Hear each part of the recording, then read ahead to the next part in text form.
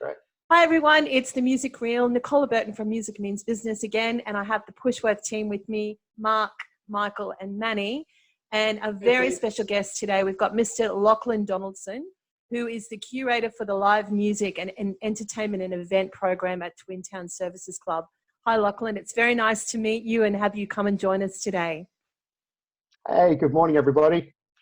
Nice to see you. Now, Hi, Lachlan, do you want to introduce yourself about what, because you have got an extensive amount of experience in this industry. So I think it'd be great if you could let us know, your entire journey to get to this point. Okay, so I initially started working in the music industry back at a venue in the Blue Mountains called Celts Bar, where I worked as security and was also playing in a number of bands around back then. Spent a bit of time working overseas after that. And then when I came back, I owned my own nightclub called Baja. That was in Coolangatta.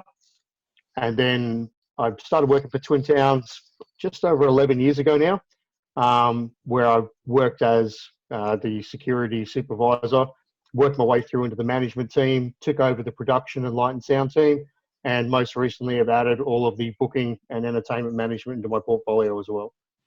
Wow, that's an extensive amount of expertise that you've actually accumulated in the last few decades. So I think the guys have got some interesting questions to ask you because of this lockdown. It's changed the entire face of the live music scene. So, boys. Okay, well, Lachlan, that's about 2.5 generations of the music industry. So I guess from them, let's take it back to where you first started, when you were like a musician. I understand that you were a reading drummer, or a drummer that could read, because most drummers can't read. Sorry, mate. But touring musician, and you've seen, as I said, 2.5 generations of the music industry. Yep. What are probably one or two of the most significant changes in the music industry in terms of the live point of view? Probably the biggest change I would have seen over the last 25 odd years would be how difficult it is for bands to get a gig if they're not cover artists. There used to be a lot of smaller venues that used to do a lot of independent live music and a lot of music with independent originals artists. And there's a lot less of that going on nowadays. So one of the things I like to try and do with Twin Towns, working with some other Pushworth artists and some of the other ones, is to get artists in that also have some of their own original music in their repertoires for our free entertainment schedule. And then obviously trying to work on supporting some of those artists that are pushing their originals profile to get them up into the showroom as well. Oh, right. How good is that to him? Absolutely. You're saying, I guess I've seen the same thing. The lines are now blurred between what's an original musician and a cover musician, because you need to do anything and everything to survive in the music industry. So my idea is that great live bands are great live bands, great songs are great songs, and people just gravitate to music these days rather than trying to be the ideologically sound, just an original act or just a cover act. So that line is blurred. So that's a great observation, Lachlan, and thank you very much for supporting the market sector. Absolutely brilliant. Thanks. Yeah. Hey, Lachlan, with Twin Towns obviously being a predominantly sort of live venue, and you're obviously dealing with lots of different musicians, and there was so many sort of plans in place. What sort of things are you finding are going to change once guys are allowed to open the doors again? Is it go back to what you were doing, or are there sort of plans to do things differently? Have you had time to sort of collect your thoughts and think and ways to relaunch?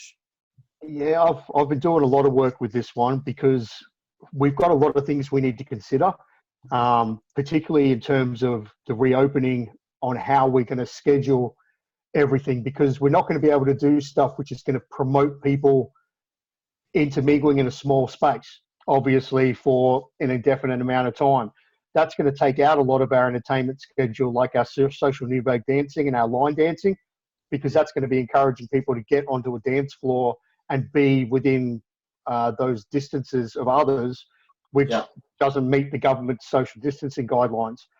I also think we're going to have a lot of issues with ticketed events in the showroom, because we're not going to be able to do things which encourage people to be in a confined space. So we're not going to be able to advertise ticketed events, which is going to create a lot of issues for probably quite a large amount of time. I can't see our showroom operating full capacity again within 2020. I think if we're lucky, we'll be operating at maybe 500 by the end of this year. It's a bit hard to say, but I think that's a fairly conservative estimate of what's going to be happening. And I'd like to say that we'll be back to a normal type of entertainment schedule of live music on the Breezer stage by hopefully September, maybe October. But again, it's really going to depend on people's uptake and if we get a second wave after we do start easing restrictions. Wow. Yeah. Wow. So you've got a lot of work to do before any of this happens. Yeah, I think the thing with Twin Towns, I think Twin Towns is so different to a lot of other venues because they do have the showroom, they've got breezes, and they've got so many different things that happen. It's not just like, 9 o'clock, we've got a band that starts. They sort of have stuff that starts, very early afternoon and goes right through the night as well. So it's definitely a more challenging venue than some of the other venues that. Yeah, because we've got the 3 venues and we've got entertainment on almost every day of the week at those. Like obviously at Twin Towns, the days usually start with something like bingo, but by 1 o'clock in the afternoon, we've got entertainment on. That entertainment goes through to the earliest finish on any night of the week at 10, and on the larger nights of the week, not until 1:30, 2 o'clock in the morning. Now, when you look at that much activation, I mean, I'm booking upwards of 130 hours of live entertainment a week. Per venue, or so between the 3 venues, and then you've got the showroom operating up to 5 shows a week on top of that. So we've got, I mean, one of the worst things about all of this was having to be there for the first 2 weeks on the phone, sitting there and calling almost all the individual artists and saying, look guys, I've got to cancel your bookings until further notice, and I'll be in touch once we know what's happening again. And even then, when we do reopen, for the first amount of time, we can assume that there's going to be 100-person limits in areas the same way that we shut down, which means going back to a band with having 5 people, then a mixer, that takes 6 of your people out straight away before other staff. So I imagine for the first part, when we do relaunch, it'll just be background soloists. Yeah. Possibly we might break out the piano and breezes and put a pianist on in that area, put a soloist with a guitar on the breezer stage, and that'll be pretty much all we'll be able to do. And then it'll be a matter of scheduling how much of it do we schedule. Do we schedule one artist for a 3.5, 4-hour slot just during the peak time over dinner, or do we try and put something on to get people there during the day? And then how hard are we allowed to advertise it? Because we don't know if advertising it too hard, it would then be deemed encouraging people to be in a confined space. So there's going to be a lot that's going to come down to interpretation of the acts and the legislations when they come out. But as much as I'm hoping we can reopen soon, and as much as I'd love to be giving musicians work again soon, I don't know how much of that is actually realistic at this current time. Right. Mark? Yeah, well, I was pretty much going to touch on that, on what the differences were going to be in the scene moving forward. Obviously, you've really covered the venue side of things there and the live side. So I think I'd have to ask a different question to sort of go like, what have been your major 3 tips for staying, sane and healthy during all this lockdown craziness? For me, working out, sleeping, and trying not to stress about it, to be honest. I mean, this is one of those things that's completely out of our control. Like, I'm actually kind of embracing the not having deadlines at the moment.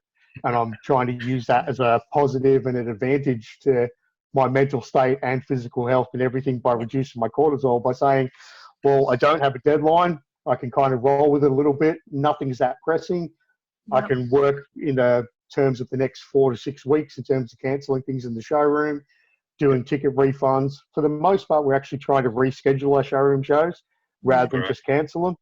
So a lot of the acts, particularly the international ones, we've already rebooked dates for tours in 2021 instead. Some of those we've managed to even maintain the ticket sales and roll them over and just inform the patrons that, hey, look, the date of 2020 is not happening. Sure, you can understand that, but look, here's 2021. And in 2021, you can keep your same seats keep the same Brilliant. tickets and we'll just roll them over. You don't have to do anything. But if you do want a refund, that option's obviously available. And because we can take that much more laid back approach, being sane and healthy in this is all a lot easier without those kind of pressing, oh my God, we've got an advertising deadline in 8 hours. Oh great, we've got this coming up in 12 hours. Yeah. Right? I've got to write an editorial for this magazine in the next 25 minutes. You know, Yeah, we it's hear you. a much better approach for our stress levels, I guess. Yes. And Yep. it's also, I already work from home, but I guess for a lot of people, being able to show that you can be just as productive in this work from home environment, it's probably going to change the shape of how people work. Because a lot of this is setting a precedent for a lot of organizations that you don't have to be in the office from 8 in the morning till 6 at night, 5 days a week anymore, because you can be just as productive doing it from home and be a lot healthier mentally and a lot fresher for your things without having to get up and iron a shirt. Exactly. Well, Lachlan, I'm not sure if you know, but we've actually been running a remote office for the last 5 years. So it's rare that we see each other. And the whole idea is to keep everyone healthy and happier. Yeah. And, we're working in our jammies most days. No one cares. More productive. It doesn't matter. More productive. Exactly. Yep. So, Lachlan, one final question for you. This is the big one.